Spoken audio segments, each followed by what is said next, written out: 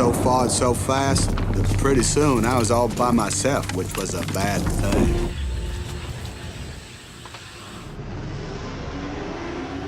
Oh, jeez.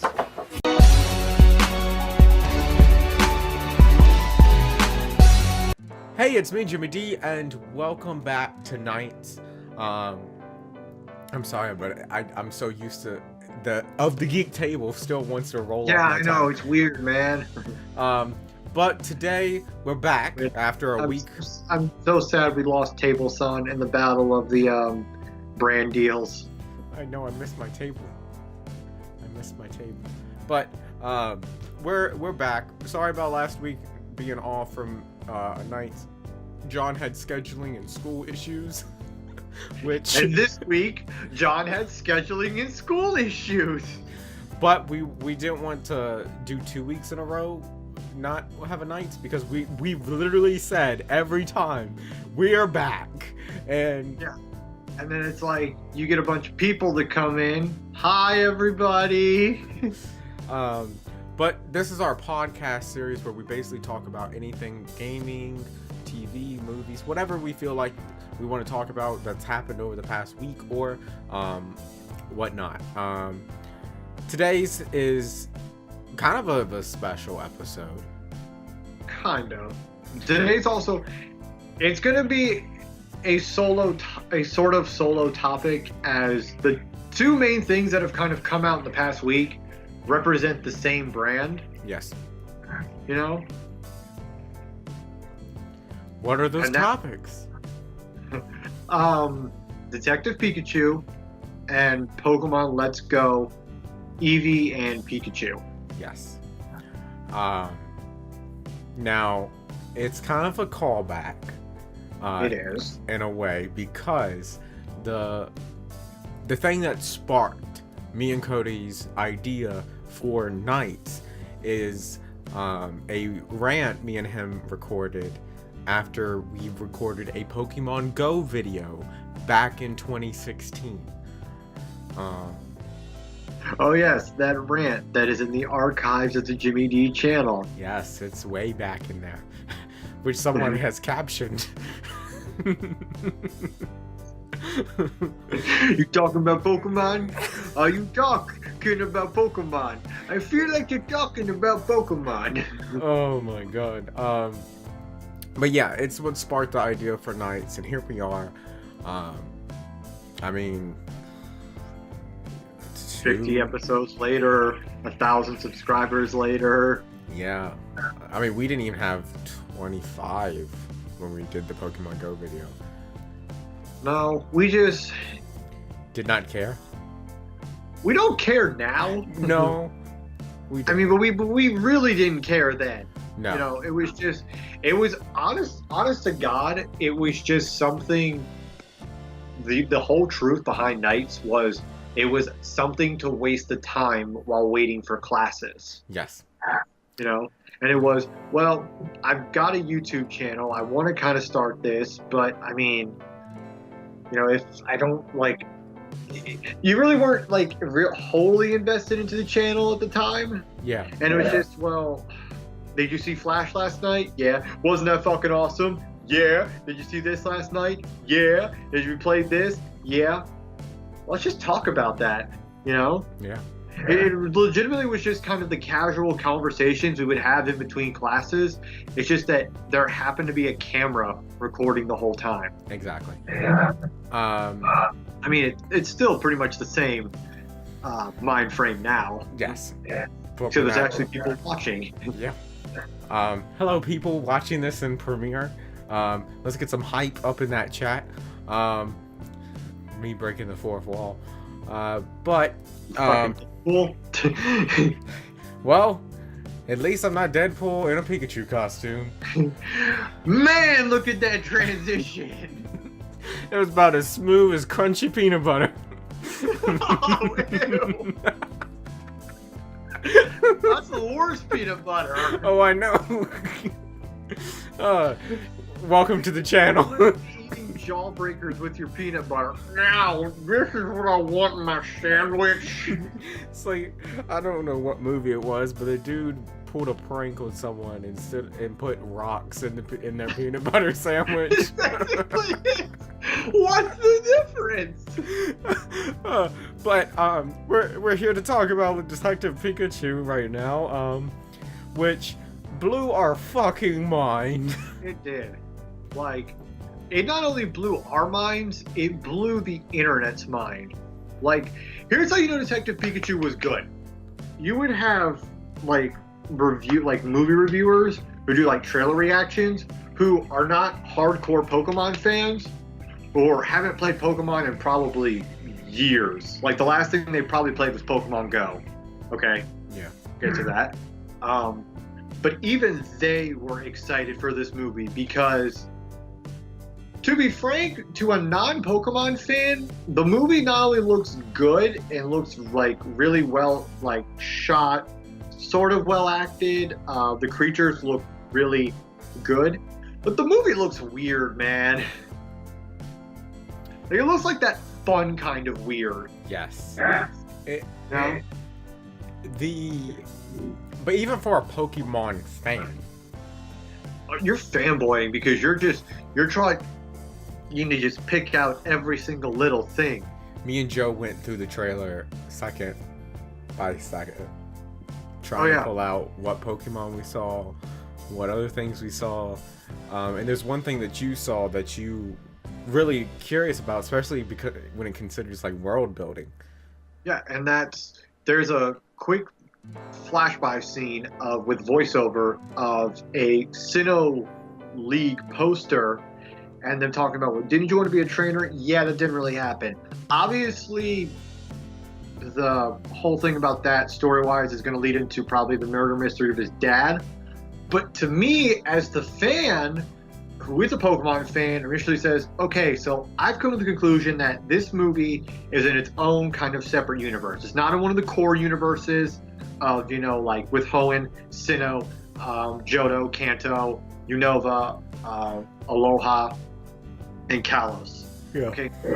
But is it like in a parallel world to where it's sort of like with Sinnoh? I mean, Sinnoh's there. So Sinnoh's there, but here's the thing: they could just there's a difference between world building and nostalgia pandering.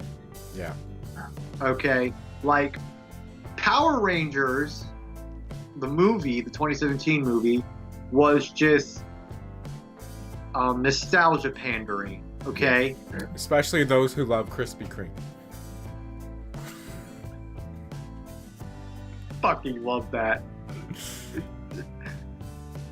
I'm so happy with Krispy Kreme. I really wish it was a McDonald's like the original plan was. Yes, the original plan was McDonald's, for it to be under the McDonald's, because nothing says Power Rangers than the Golden Arches.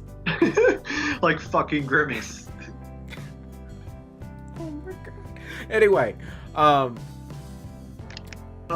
but so there's the world, like, so yeah, there's a difference between world building and nostalgia pandering. Okay, and just like pandering because, oh hey, you're a Pokemon fan, you'll know what Sinnoh is. Oh hey, you're a Pokemon fan, you know what that is. Oh hey, you know what Pokeballs are or that is. There's just like that, and then actual building your world. And that's what has me excited, because it's like, okay, if you're close to Sinnoh, are we gonna see members of like the Elite Four? Oh, if what's her face, the Sinnoh champion, shows up, I will be fucking done. I don't know, because it is set in the Detective Pikachu world, so. Oh god. Other than that, the trailer was actually really good. I mean, the Pokemon themselves, just. We're on the conclusion that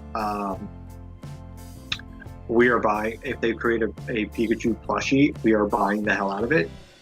I will pre-order a fucking stuffed animal. Let's just be real here. That Pikachu looked so fucking good. Oh my god, it looks so cute. Like, oh, and the Jigglypuff? Oh, but like, and what's so good about it, the Pikachu is like there's actual emotion on his face. Yes. My God, I was so happy. Like, oh, here's the thing. What helps out, are using a lot of practical effects. So Yes. they have a lot of actual Pokemon,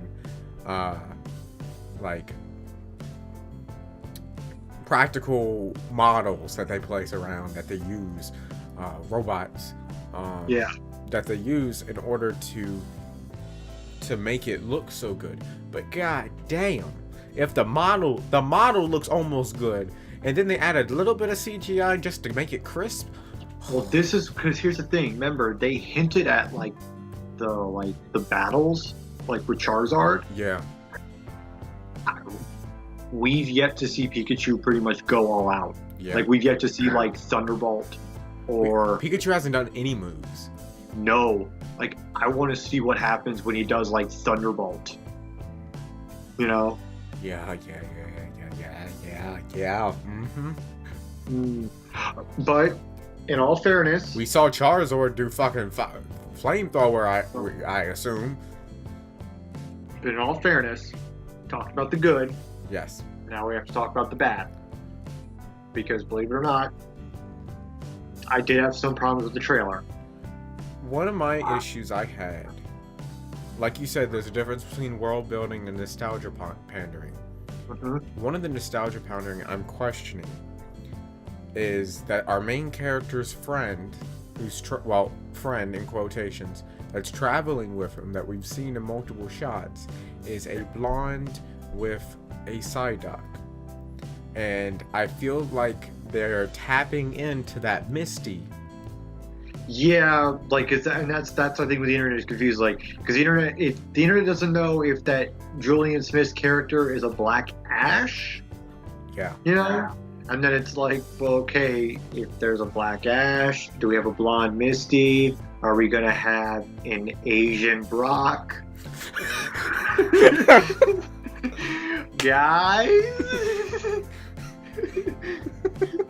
No, just a straight white Brock. Hi, how are you? No, Wesley Snipes Black Brock. Oh my god. Uh, We are bad, but my biggest problem is that my fear for this movie is, one, I think it looks visually good, but I don't think it's going to be an actual like good movie, because I think my biggest problem is going to be tone shifts. I don't know just by this first trailer what this movie wants to be. Yeah. Does it want to be a buddy cop movie with Julian Smith and Pikachu, or does it want to be a nostalgia pandering to Pokemon fans? Yeah. You know, like, does it want to be a like serious, more mature story, but then realize this is Pokemon, it's also for kids, so you know there will probably be like some sort of like not fart and poop jokes, but you know, jokes still meant for kids. Yeah. Like there's gonna be dark scenes of like hinting of like Greninja or something probably killing somebody off screen, you know. But then in the same thing, it's going to be Julian Smith just acting all cartoonish, running around saying, you know, have you seen this Pikachu? It can talk. Can you hear him? You know. So it's like, Speaking of Greninja, yes. I don't think as many people realized. Like, they knew it was his tongue, that was his scarf. But it didn't really click. Until you see that shit in live action. Until I saw that shit in live action. I'm like, oh, good God. Yeah. Oh, yeah. Well, okay, so here's what gets me. So, if you're going to do Pokemon in live action, are you going to do, like, the weight and size differences? Because, like, if they roll up on an Onix, is it gonna be huge? Oh. Yeah. Like I said, there's a lot of questions as if this movie has, as fans, okay, Pokemon fans, this movie has thrown at you and hasn't really answered. Well, we got some I feel like questions. they're not going to. We have some questions that the trailer arose that John had that he sent to us. Okay. I mean, he asked about the Psyduck girl. I want to know more about the blonde girl because you gotta be a special kind of person to go with Psyduck, unironically. Well, also, did they ever say Julian Smith's character's name? No. That's also hinting into the theory that it could be a Black Ash. Yeah. We know Pikachu says his name, but does every other Pokemon as well? I believe so. I believe so. I think it would make sense. Yeah. It's like the reason Pikachu isn't talking to everyone. No, I think they do, because I think at the very end when it did this close-up shot of Psyduck freaking out, I think he said Psy. Yeah, I'm pretty sure he did too. You know. We never see any Pokeballs in the trailer. Do they exist in this universe, or did the writers think it's too unbelievable? That's a good question. Here's the thing. I would think they would do, because they're hinting that being a Pokemon trainer is a, viable career option. Yes. So I'm thinking, okay, if there's going to be Pokemon trainers, then Pokeballs exists. Yeah.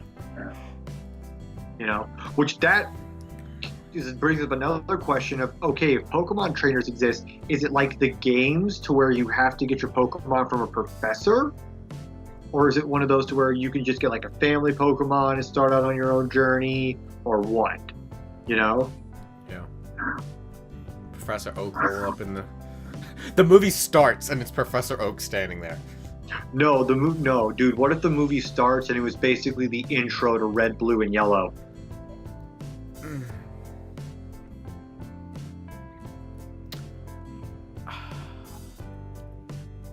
But that's our overall thoughts. Speaking of Yellow, Pokemon Yellow. Detective Pikachu. Let us know what you think of the trailer. Yes, and let us know in the chat. Let us know what you think. Are you gonna go see it? Because I will be in line night 1. Oh, dude, I've already got it planned out. I'm gonna have my Japanese Pikachu shirt on with my Gengar hat, showing up, asking for a ticket to Detective Pikachu, please. We will be there side by side. We will record it. Us going to see it. We'll make it an event. We were also going to record going to go see Avengers and make it an event, but that didn't happen. Yeah, because you didn't go. But you still could have recorded it. Sure. I did record it. You just never uploaded it. I just never uploaded it. Because I didn't want spoilers to come out. I didn't want to be the person to cause spoilers. No, that's fair. Like that legitimately is fair. Because it was basically a vlog before Infinity War, but I gave my thoughts on Infinity War at the end of it. So that legitimately was fair, because then you would have spoiled the Captain America scene, and I would have been pissed as hell. Yeah. You know damn well when that bitch walk up in there. Like, oh fuck yeah.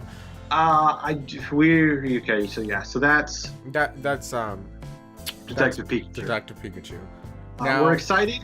We have questions, but we're excited. But they're good questions. Yes. All right. Our other Pokemon topic today is Pokemon Let's Go Pikachu and Let's Go Eevee. This is a game I've played on the channel twice now, for a total of 8 hours. I would say you're about a third of the way through. Yes, because you've beaten Surge. Yes, I just beat Surge. You've beaten Surge. So you're at a general idea to where you can give impressions. Yes. I believe that before we begin your general impressions of what you think, I think we should go through pretty much what the internet has kind of thought about the game. We're gonna bring stats into this bitch. We're gonna bring review scores into it. So, going around through the internet, without going into full detail on the actual scores, IGN gave it an an 8.1. Okay. Kotaku gave it an 8. No, Kotaku gave it a 4.5. GameSpot gave it an 8. Polygon, I think, gave it a 4.5. Same with Kotaku. Metacritic, it's currently sitting. Now, the main important one, Metacritic. It is currently sitting at an 81 on Metacritic with a user score of 4.9 out of 10. Okay, so it's average. Average is 8. Yeah, average is about 8. It's to the reviewers, it's a great game. Okay, it's an 8. It's a great. To the users, it's a different story. Yes. Do you want to ask me questions?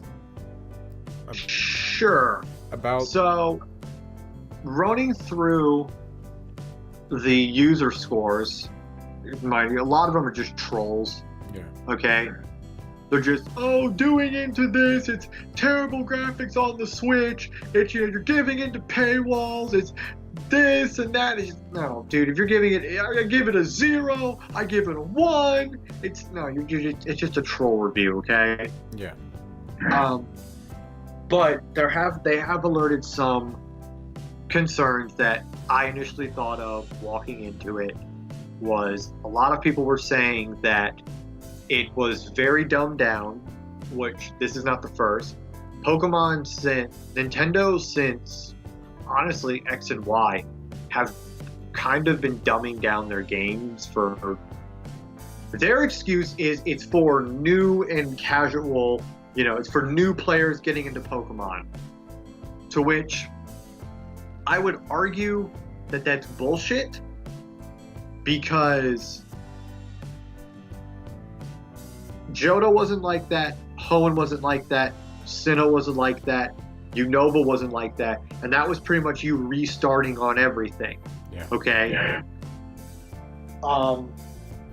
So the whole making it easier for new players to pretty much jump into, that's kind of a bullshit, excuse. Yeah. You're just making it easier. And here's the thing, fans are starting to catch on.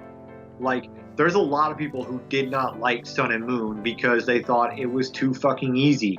There was way too much hand-holding. And that's kind of a lot of problems people have with this one, is there's a lot of fucking hand-holding. Okay?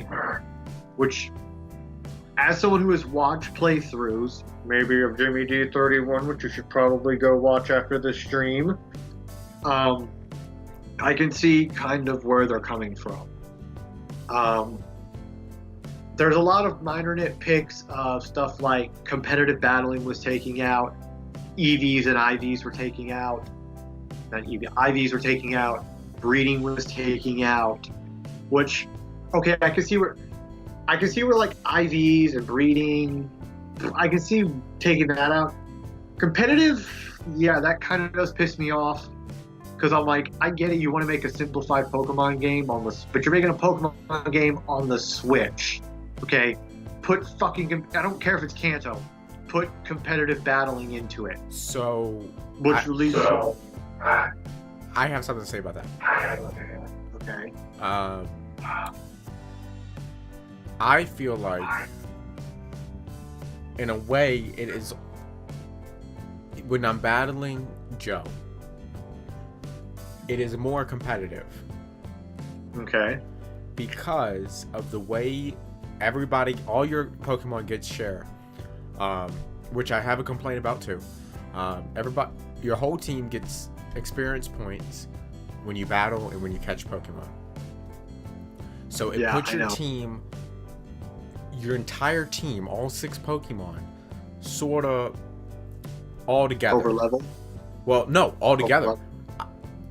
Pikachu is over-leveled. Well, overpowered. Not over-leveled, overpowered. Yeah, to see, that was a lot of people's problem with, because they introduced the same thing in Kalos by giving you the EXP share very early. But the thing is with Kalos, was they gave you, and this is a complaint people have had, users have had, is they gave you the option to, if you wanted to turn it off. Okay? There is no option for this because there is no normal battling. So, I mean, there is normal battle against trainers. Yeah, but like wild battle, like training, like what they're trying to get at is you can't challenge yourself with this game. Okay. Okay. That, I think, what a lot of this is boiled down to is, yes, you've stripped away a lot of stuff which a lot of people keep coming back to Pokemon for. Okay. You've oversimplified it to all hell. Okay. And you've kind of you've stripped away, I think, what a lot of people love about Pokemon. So, like I was saying, my whole team is probably about, other than Squirtle, Wartortle, about 5-6 levels between each other. Like, all across the board. They all fall in within 5 levels of each other. Okay. Which makes it a lot more challenging when I'm facing off against Joe. Because all of our Pokemon are about the same level across the board. So we really have to fight. We have to make our moves count. We have to really put effort into our thinking. Joe clicked wrong once, and I took out 3 of his Pokemon because of that one misclick. I did the wrong move once, and he took out 3 of my Pokemon. Because it's like a chain reaction. Because you took out my Ivysaur, then I had to bring out someone else, and then you fought against that, and I had to work my ass off to get my Pidgeotto to defeat you. So in a way, it's more competitive like that against your friends. Right. But what I like about there's no switch training. So if I pull out a Pokemon, it doesn't matter. Whatever Pokemon defeats him and was used to battle against him, yes, that you'll get a boost of XP then. What I wish would be a shift was, I do wish you could battle the wild Pokemon. I don't mind the throwing of the Pokeballs and all that, but I do wish until you got to a certain HP point, it was you battling them. Because multiple occasions I've caught Pokemon and I didn't know what moves it had until I put it into battle, because it doesn't fight me. Mm-hmm. Okay, so I caught a Psyduck. I didn't know it just had Confusion, Scratch, and Leer. I caught a Charmander, okay, which honestly, it is probably the funniest reaction because when I finally caught him, I literally jumped out my chair and walked across the room because I got so hyped that I caught this Charmander, because it's a rare encounter. So I saw him pop up in the grass, I went and caught him, and it took me a while to catch him. But I thought, okay, now I have a little bit of edge on Joe because I got this Charmander. We go into the battle. Charmander doesn't know any fire moves. But I didn't know that because I was just catching him, and he wasn't fighting me. I get what you're saying. I do like some of the story though, because it takes place after Red and Blue. Okay. Me and Joe has literally come up across, well, not me and Joe, me and you, because you're my rival. Which I fucking love the fact that you named me after your rival, because of some of the shit that the rival does in this game, and some of the gameplay I've said, you've had some of the best reactions to it. Like, how the fuck did you take some potions? How the fuck did you afford these? It adds so much to it. Did you get in my house? No. Let's team up. I'm good. But so like after I defeated Brock, you come out the gym and there's Blue. I know this I saw. Yeah. For those of you who have watched the stream, they've seen. Yeah.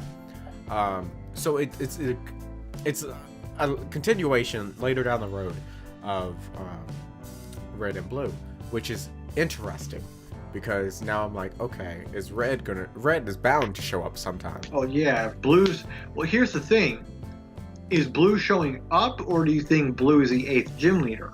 Who know? I don't know, because Blue could be the 8th gym leader. Because the 8th gym in the original game is Giovanni.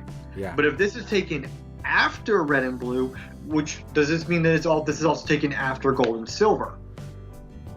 It all interesting because I mean we're still facing Team Rocket, which have to say hashtag not my Meowth, because that Meowth does not talk. In You with Jesse and James, I disgrace. It's a normal Meowth, dude. Even in the original Yellow, Meowth didn't talk. Still, not my Meowth. But it's intriguing. I like the story, and my whole thing. This has been my biggest kind of complaint, I think, with the game so far, is that it's nothing to do with the actual game. It has to do with like Game Freak itself. I honestly think the reason a lot of people weren't excited about it was because I think people are starting to have Kanto burnout. mm-hmm. I think Pokemon fans are tired of continuously going back to Kanto. Okay. Which I understand. Like you can only go to Kanto so many times and use the excuse of nostalgia and once again nostalgia pandering, you know, before it's like, oh god, you know, we're going to Kanto again. You know, everyone for years has been claiming for a Sinnoh remake, okay? Because and with Let's Go, this has proven that this is a really good, if anything, this is a really good test demo for the Switch, you know? Yeah, it's of fucking what fantastic. Yeah, what Pokemon could look like on the Switch, which is good. But I think a lot of people are getting Kanto burnout, whether it's going back and playing Fire Red and Leaf Green, or playing ROM hacks, or, you know, downloading the original Red, Blue, and Yellow on the 3DS eShop, you know? I think people are tired of Kanto burnout because it's not just the games, it's the anime, it's the manga, you know? Everything goes back to Kanto.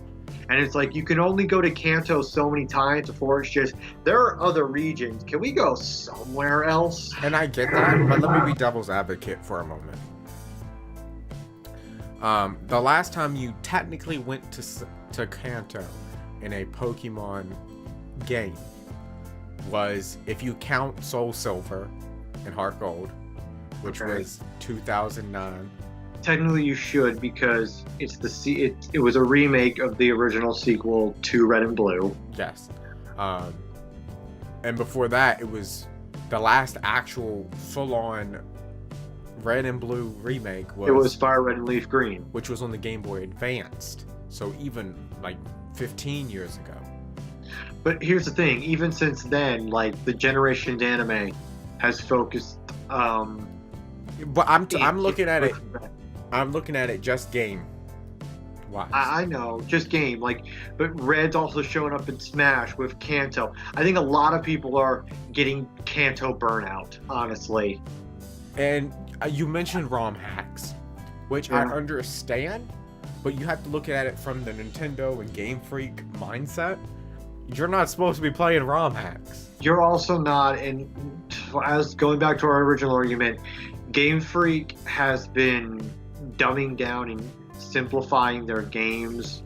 So this is what's more iconic than Kanto to get new players into Pokemon. Well, you know? it's a good, like I told you the other night, this is a good point as a bridge. It's a good bridge game. to get people who were still playing Pokemon on their 3DS to get it to the Switch, because next year an actual Gen 8 comes out. Yeah, Generation 8 comes out. Or Generation 8 doesn't come out, the announcement for Generation 8 comes out. Yeah. Okay. So that will be on the Switch. So yeah, this is a good bridge. This is a good, like I said, this is a good test demo this is a really good test demo for what Pokemon looks like, what Pokemon can and should look like on the Switch. And it looks fucking gorgeous. No, I have never, throughout my problems with the game or with the community or what users think, everyone has all kind of said the same thing. Whether you give the score a 2, you give the score an 8, you give the score a 5. Okay, visually, the game looks great. I mean, there's cutscenes. Oh, I know. I've watched a couple of PokeTubers who have brought out just like random posters. That's like, if Game Freak sold those posters, I would buy that. Yeah. Like, for example, in your room, the original poster of the Nidorina attacking the Gengar. Yep. Okay, if the Pokemon Center actually sold those posters, people would buy them like hotcakes. Exactly, hands down. So that's the opinion I think I have on Go. Let me ask you this: Do you think it's worth? Okay, one, do you think it's worth $60? Okay, or do you think people should wait until it goes on sale? I probably would wait until it goes on sale. Okay. Two, if you have a Switch or you're thinking about buying a Switch, do you think this should be a game that people should, run out to buy, or do you think it should be something that should be played after like Odyssey and Skyward Sword and all that kind of stuff? Or do you think this would be for like, a sort of system seller for the game, for the system? I feel like this is probably, in my opinion, third best game for the Switch. Okay. Big title. Third big title. Okay, third big title. Gotcha. Zelda, Odyssey, and then this. Okay. It's $60? I don't think so. I think I'd put it more as a $40 game. Okay, so wait for it to go on sale. I would wait until it goes on sale, because it is a Kanto remake. It is a Kanto remake, especially the fact that if you want to be the idiot who tries to complete the Pokedex, which some people are, you basically have to buy both games. No, you don't. Okay, yeah. You just have to buy the Pokeball. Well, that's another $40. Which I feel like will eventually go on sale. Yeah. Okay. Wow. So yeah, so it's not a $60 game. Wait for it to go on sale. If you do have a Switch, or if you're thinking about getting a Switch, it's not a system seller. It is something you should play. Just don't run out and be like, okay, I'm getting you a Switch, then I gotta get this to be the one game that goes with it. I do have to say, personally though, all opinions aside, when I stream this game with Joe, we lose track of time. That's another thing is, do you think it'd be a fun game for people? Solo, I feel like it would still be fun. I think what adds to it is the way me and Joe have been streaming it, because we do it, we play together. It's kind of like a Soul Link. Speaking of Soul Links, we need to bring that shit back. I mean, now considering that I am going to finish the Pokemon game completely on the channel. Well, yeah, no shit. You're at Surge, dude. By the end, if you continue at this pace, by the end of your third stream, you should at least be at maybe Saffron. I would say at least the 5th gym. Well, no, because you have to get to Saffron before you get to Celadon. Remember? Oh yeah, true. So I would at least say you'll definitely beat Erica. Yeah. Okay. You'll definitely beat Erica. you'll probably get to Saffron. Yeah. But So that's Pokemon. That's Pokemon. That's actually Nights for this week. Yeah. Kind of short topic wise. There really wasn't anything too big that came out. But here's the thing. It'll keep Nights fresh. Next week's gonna be very interesting because next week is Thanksgiving, but it's also Black Friday. Yes. And I know you, me, and Joe plan on going out. Yeah. So I don't know what we're going to do with that. My personal opinion, I think we should just do a video and then just upload it straight. Mm-hmm. You know, we definitely should record something. Yeah. Okay. Because definitely recording of the stores we're going to, of some of the deals that are on, and then we definitely should do a haul of after we are done visiting with everything. If we go to I don't know, a McDonald's or a Taco Bell or something, Mm-hmm. and just do a haul of what we all got. Yeah. Yeah. But that's going to do it for Nights. Let us know in the chat below, over to the side, what you thought. Again, we're glad to be back. It kind of feels like it honestly feels like the beginnings of my channel all over again. I mean, we're playing Overwatch, Pokemon, we're recording Nights. Now we're missing is just the cringy fucking Tomb Raider playthroughs.